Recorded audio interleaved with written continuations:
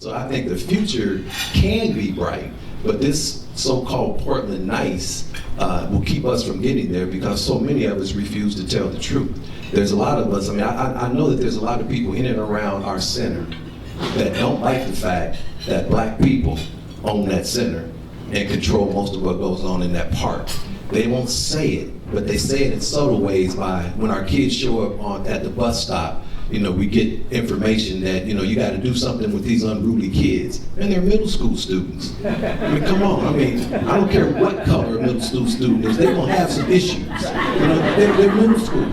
But it becomes about race all of a sudden. It's these unruly black kids that we need to do something about. So helping them understand that if that's what you feel, come on in, let's talk about it. Let us help you understand what goes on at the middle school level in case you're so old now that you have forgotten what you did, to help them understand. And not only should you understand what this is, man, come on in and volunteer. I was going to ask, have you had opportunities where you have people in the community to build those coalitions and those bridges? We have. We've worked at it much, much harder in the last few years. For a long time we just tried to stay focused on what it is that we're attempting to do. But we realize as hard as we work, there is no way SCI can get this done in a vacuum.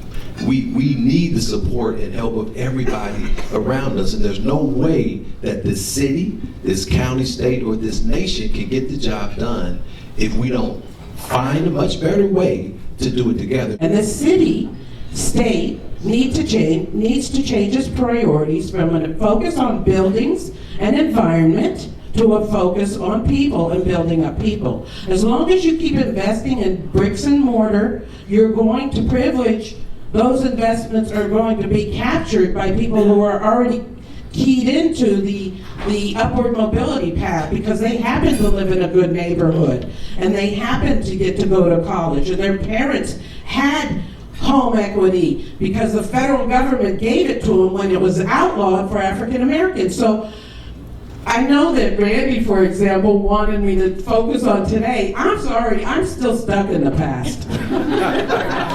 Because I think that not enough people know how the injustices happen. You can stay nice if you don't know the reality of the maldistribution of wealth and opportunity that has occurred that continues to affect people's opportunities. When you say, where do we go from here, what do we do? To me, ultimately, this is about equity. It's not about equal. And equity is not happening. And the only way you get to equity, money has to be attached to it. And don't nobody want to talk about that. I'm just coming. I'm late today because I'm down here fighting with the children's levy around resources. Now, SCI is the largest provider to African American children and families in this city, in this county.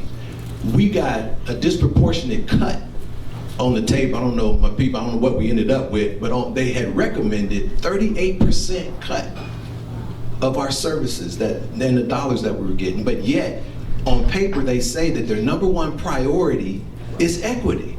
Well, how can it be about equity if you take the programs that are way behind in terms of resources and the children and families that are way behind and disproportionately cut them more? That doesn't make any sense. So I don't think that there's any conversation we can have about Portland nice and changing the conditions of people coming together unless we also realize that that does mean now a disproportionate number of resources need to go to those that have been disproportionately behind for decades.